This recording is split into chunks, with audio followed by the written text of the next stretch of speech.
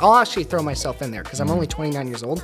So I'm kind of this weird blend where I'm not a millennial, but I'm not a Gen Z. I'm a zillennial, as I like to say.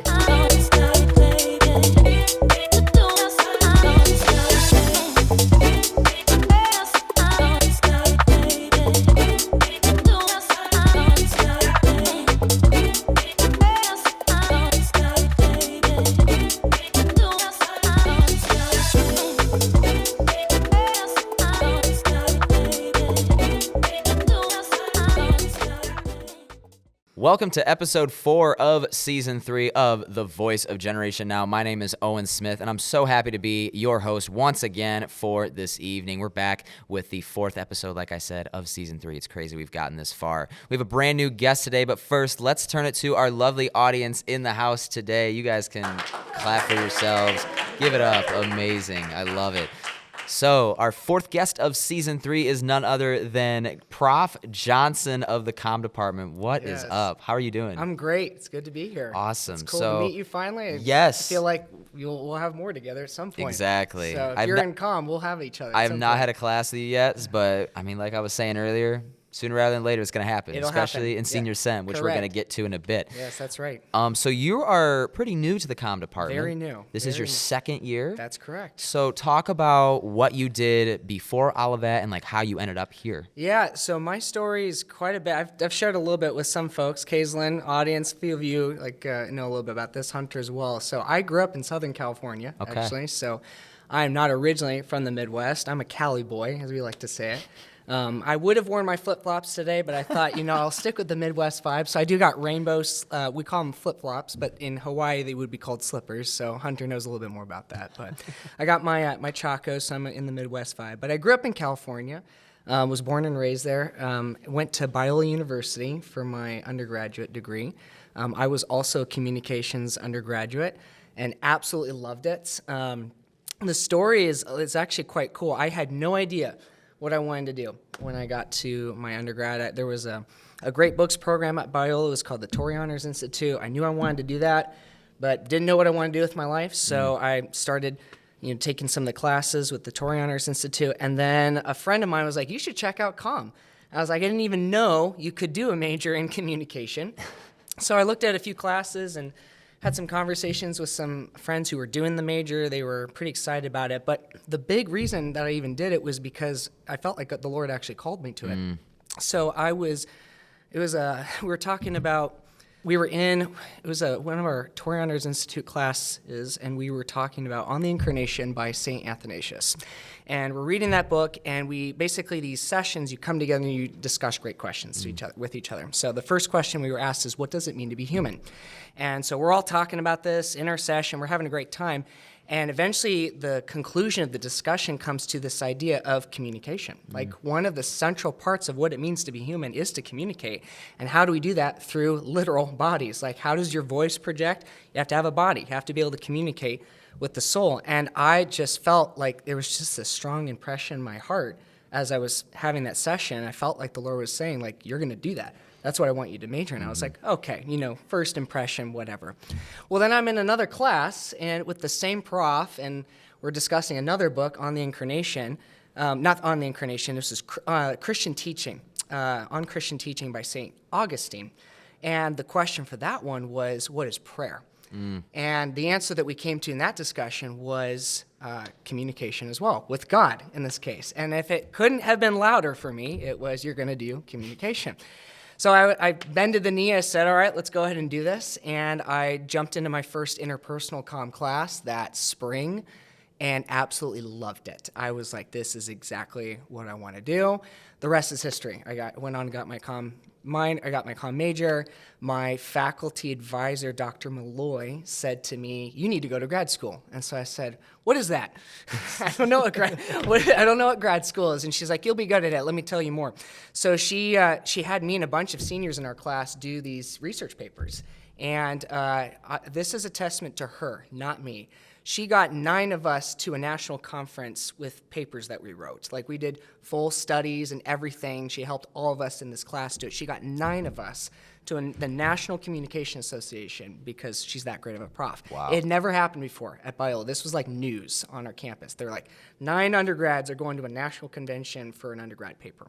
So I went there, and she's like, go talk to the people at Purdue there. I was like, Purdue? What's that? What's Purdue University? And she's like, it's only one of the biggest schools in the Midwest. You'll find out more about this school. And so I met these people, and I immediately just felt this pull. I was like, there's something about this school. I'm supposed to go there. I could get a full ride with an education. I was like, I want to be debt-free, want to do it. So I went, I applied, I got in, and the rest is really history after that. I did my master's, I did my PhD there, and then to answer your question, this is a very long way of answering this question, but for me, it's a significant part of my calling. It's all good. I ended up having a conversation with my aunt, who actually lives here in town, and she said to me, we should see if meaning Bourbonnais, she said, we should see if there is a position open at Olivet Nazarene University. And as most folks in Senior Sem have now heard, my response was, well, what are the chances that there's a position open in the communication department at a small private Christian school in the middle of Illinois? And the position had been open for 3 years. Okay. I was absolutely shocked. It was like the position was waiting for me. It's as if God had it for me. So I did what I've been talking with Senior Sem folks about. I reached out to known contacts, got connected to Dr. McLaughlin, and she immediately was like, we want you to come. So I interviewed, and not even a day later, she said, please come. We want you. We need you. And I was like, I would be honored to come. So my situation's a little unique. I'm still finishing my PhD, but I took this job, and I'm doing both at the same time. That is an awesome, long story, but that is great. It's a total testimony of the Lord. The Lord often, when He's brought me to specific places in life, just makes it very clear. Yeah. And so just especially encouragement to anyone in the audience, this is, the Lord will bring you exactly where He wants you to be, and He'll make it clear. So I've learned that over the course of my life. So that's how I got here, and now the rest is history. That is good, my friend. I love it. So on to my next point. Yeah. One of the classes you teach here is Com 105. Oh, yes. Everyone knows Com 105. Everyone knows it. You have to take it. Even if you don't take it here, you have to get a credit for it. So give me some, I know you've probably had some crazy speeches that you've had to watch over and grade. So maybe you don't have to name drop or anything, but what are some crazy speeches that you have dealt with as a professor in Com 105? Everyone's favorite class. Well, I've seen more makeup tutorials than I ever thought I would ever see.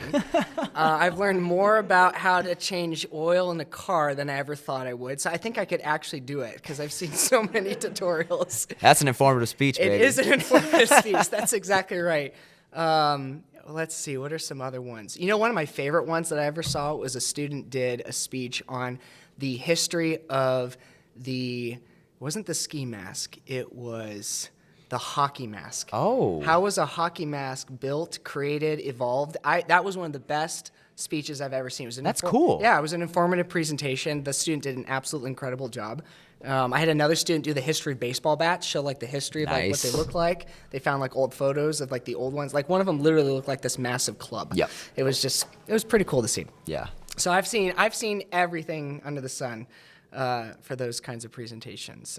Good, bad, everything in between. So wow. Yeah. Yeah, I know people love Com 105, especially all the it's a gen ed. Everyone has to take it. Yeah. And I know all the business majors are clicking their heels over Com 105. Many of them are. Yeah, exactly. Yeah. But you also teach Senior Sem. Correct. So all the seniors have to take Senior Sem. That's correct. So for the non-com majors, tell people what Senior Sem is and what students have to do in it. Yeah, so anyone who hasn't taken Senior Sem especially if they're not a com major, what we do in that class is 2 major things. So first, we're helping you basically build up your resume and get basic preparation for the job force. So like, especially with communication, because there's a lot of routes you can go with comm. I learned this in my own journey as well. But with communication, and senior seminar specifically, where we read a book together.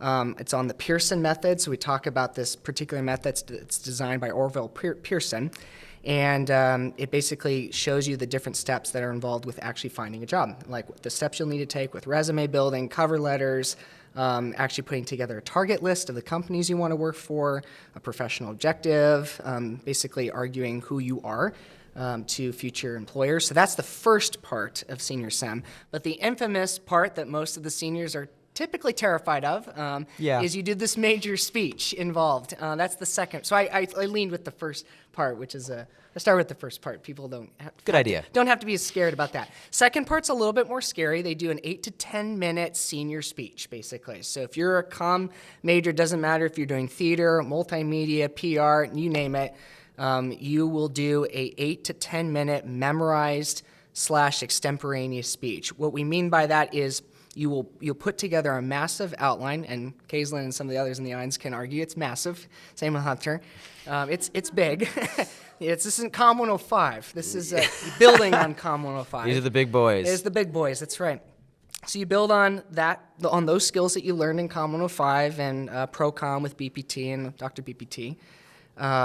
And yeah, you put together this massive outline, but then you actually practice it so many times to the point where you memorize it. So it's a mix of extemporaneous delivery, but getting to the point where it's like a TED Talk, essentially. If you've ever watched a good TED Talk, that's usually typically the way they prep for those. They don't write it out word for word. You're not doing an actual memorized delivery of reading paragraphs. You put out a good outline and then just deliver it to the audience without notes. All so right. Those are the two parts of senior SEM. It's a 2-unit course. But we stack a lot in there. We're one small class. Okay. So that's what you'll be doing with me yes, in maybe 3 years. I'm so excited. Or however long you got. 1 year. I'm a junior. Oh, okay. Next year. Next year, I'll man. see you next year. I'll see you next year as well. All right. So next, we're going to turn to our audience. If you have any questions for Prof. Johnson, feel free to come up to this microphone here. All right, so I've never met you before, but it's nice to meet you. Nice to meet you too. My name is Yvonne. So as the media has told us through the news, we are the most anxious generation or the most stressed generation. Yeah. So as a professor and a doctor of communication, what do you think is the most important part for our communication as public speakers and by extension, our communication through our faith? Ooh, that is a really good question. So like more at like the source of anxiety or like how to like overcome with speaking? Is that what you're getting More at? towards the how to overcome our anxiety. Yes. So I talk about this in all my COM 105 sections that so there's certain aspects of anxiety that you can control and others have more to do with I think it's actually who we are and are we confident in who we are as a person. So let's start with the part that is within your control. So if you're giving a speech, right, there are certain things that you can do to prepare for that and, practice beforehand, put together good slides, do the research. That's all. Like, if you get to your speech the day that you're presenting and you haven't done that, you'll feel anxiety regardless, right? So that stuff's like within our control, able to put together.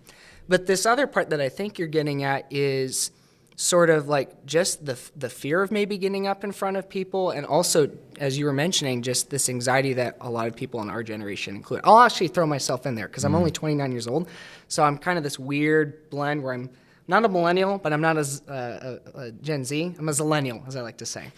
Clever. Yeah, that took only a couple seconds to figure out. I think the root of it is we don't know who we are. And I really try to encourage all my freshmen and sophomores, anyone who takes COM 105 with me, is discover who you are. What is the voice that God has given you?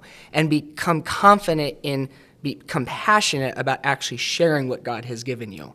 Sometimes I'll show this clip from I don't know if you've seen the movie The King's Speech. Have you seen that movie? I don't think It's a phenomenal movie if you ever get the opportunity to watch. Basically, it's the story of the King of England during World War II. He has a speech impediment, and he has to give speeches to the nation during one of the most incredible moments in history for them, right? Like they're in the middle of fighting the Nazis, literally, and trying to survive as a country, and the king literally has a disorder where it's hard for him to speak.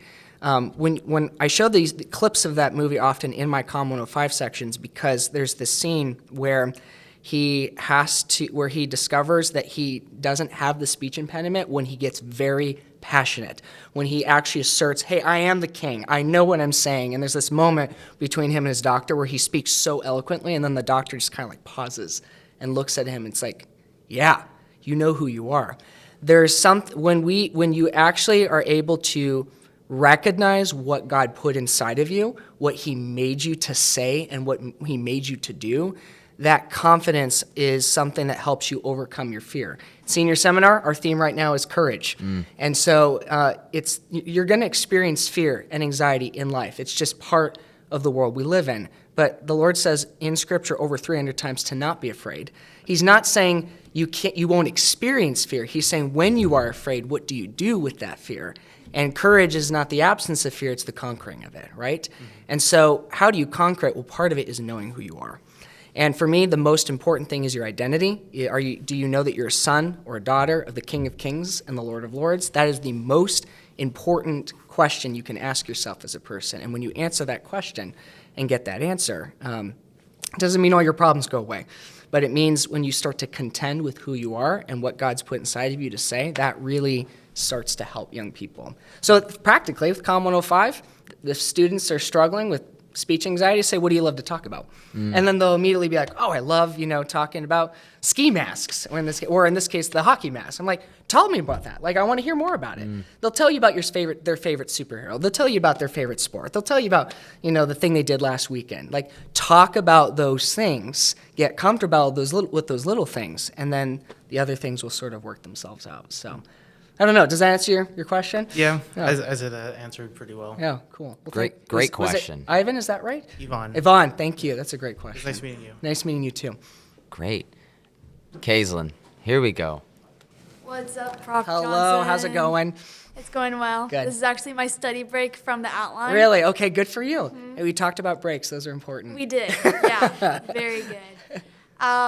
I have two questions. Sure. One would be, since you're a Cali guy, Uh-huh. the lifestyle you had back in California is probably different to now. Yes. Can you compare and contrast some of those major ones? Yeah. Okay. Well, first is the flip flops. So Yeah. definitely that is, you can't wear that. Like it's summertime all time in California. So experiencing all seasons here was insane.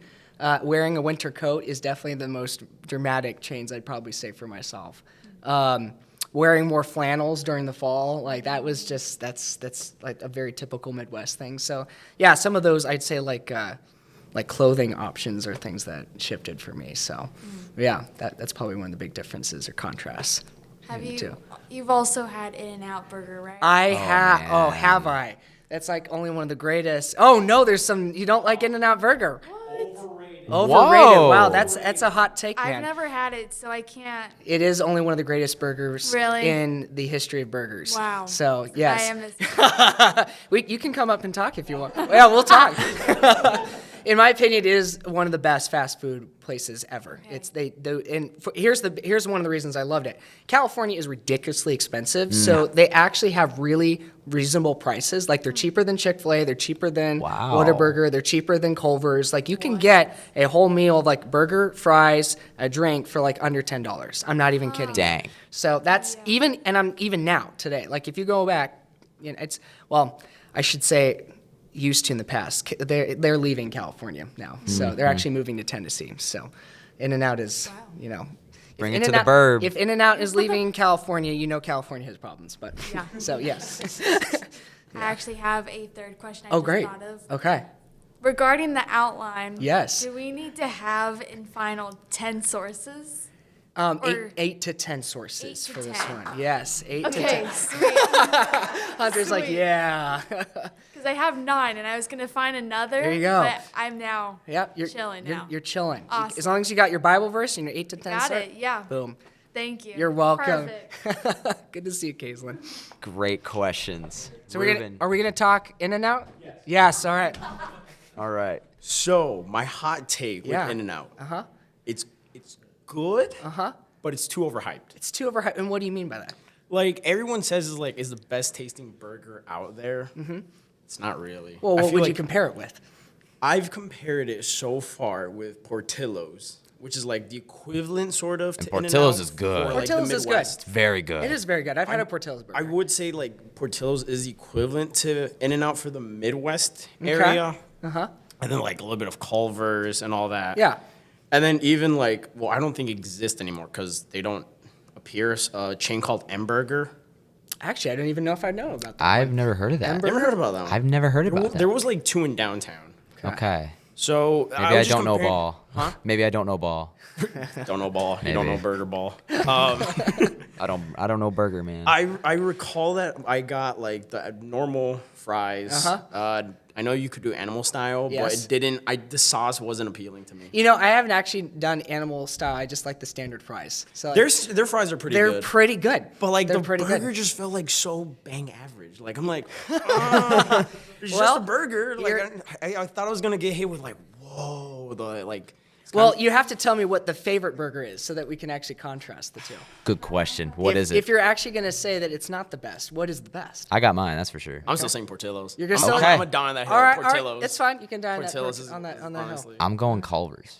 That is, That's not a bad taste. it's not a bad taste. not a bad- I Thank wouldn't you. put it above In-N-Out. I've never had it, so When you have it, yes, we'll have that I conversation. will I not. would I will not say argue it. I was a little lackluster with their menu because I thought they were gonna have It's like simple. it's a small menu. It's a which simple I'm like, menu. It's simple. It's fine. Yeah. I thought originally there was gonna be more variety. Yes. But like it's still a solid lineup. It Not is. gonna lie. Oh, yeah. Like I don't have to be like, can I get the number 7? Right, No, yeah. it's just like, yeah, can I get this and there's like 3 boom. or 4 options and that's it. So makes it Makes sense. very cheap. Oh my word. Oh man, you got to be familiar with the 6'7" meme? No, I'm you're I'm not. probably not. Do I need to be cultured? Cause I don't know. You're a younger guy, I am so a I don't younger know. guy. Like, I also got off most of my social Okay, media. that would so make a lot of That sense would then. make it. Here's an exclusive. I still do not know what the meaning is. I just say it. I don't think there is a meaning. I think it's just brain rot, dude. It's from a song, but like Is it? it's from a song. Okay, I didn't Like know that's what it's originally from. But some like middle school kid was at it was like some gym basketball event, and he just said, "Hey, 6'7", and it just blew up. Oh wow. Okay. So it's brain Sounds rot. like one of those dumb TikToks that just it's goes a viral. dumb TikTok. There you go. That's exactly what it is. You know, See, and you don't so- even have to be on social media to know. No, and I get all the info from all my Com 105 classes. Yes. So I feel like I'll be just fine without having to rot my brain. Maybe you'll get a speech on brain rot. You know what? Don't put Maybe it past your students. You never know. the courage to overcome brain rot. Senior SEM topic for next year. Good. Oh my. I don't know how Dr. McLaughlin would feel about that. She'd be like, you gave them that. Oh man, that is good. It is good. I have one more question. Sure. All yes. right. An inside information that you're apparently a big nerd. I am a very huge nerd. I Yes. heard Star Wars is one of your. Star Wars is one of my favorite franchises of all time. How would you rank the movies? Oh, I actually have that already down. So Ooh. the fifth one is obviously the best, Empire Strikes Back. After that, it's either The Return of the Jedi or The Revenge of the Sith. Sometimes it's a toss-up for me. Love both of those. After that, I put The Phantom Menace, so the first one. Really like Qui-Gon Jinn. It's just fantastic. Like one of Liam the- Neeson was an amazing Absolutely. actor. The Amazing fact that we role. don't, and also like there's so much symbolism in that last fight between Qui-Gon and Darth Maul. Like Yeah. the duel of the fates is literally about the fate of Anakin Skywalker. Like if he gets, if Darth Maul wins, he has no father and he becomes a Sith. If Qui-Gon Jinn wins, he has a father and he doesn't fall to the dark side. That's how significant that fight is. Anyway, so you just saw the nerdy side. So Episode 5 is number 1. Then I'd probably put Return of the Jedi. Then Revenge of the Sith. Then The Phantom Menace, probably then A New Hope, and then Attack of the Clones. Not that because Attack of the Clones isn't great, but it's a little cringe at times, just a tad. I don't like sand. It gets everywhere. And then the sequels, there's no such thing. So that's I have a soft spot for episode 7. 7, okay, I agree with you. 7 has, when I first watched it, I had a blast enjoying it. And then episode 8 came, I was like, no, we're done. It ruined everything. It really did. So now The Mandalorian is one of the best, I'd say, Disney projects in terms of Star Wars. Andor 2 is really Andor, ashamedly, I have not seen it yet, and I need to. I've been told by everyone I want to. It's on my list. So at some point that will happen. gotta get to that Yeah, one. Ahsoka was also great, and Clone Wars is, of course, the peak in my opinion. So, the TV You know show. Ball. What's that? You know Ball. Yeah. You know, Yeah. sure. Yeah. Dude, awesome. Thank you, Ruben, good. for your Thanks, question. Ruben. Great And that's going to questions. wrap it up. Thank you, Prof. Johnson, for Thank coming you, on the Owen. pod. You were a fantastic This guest. was phenomenal. Really enjoyed it. Yes, Thank you. I'm glad you were able to come Yeah. on. And thank you to our audience for making it out this evening. You guys did great Thank job you with all. your questions. Bravo. It was fun. Awesome. Yeah, I'm glad you had a good time. Yes, Like I thank said, you. thank you for coming on, my Absolutely. friend. Appreciate it. Yep. And that's going to do it for me. Thank you for tuning in to episode 4. We will see you in episode 5.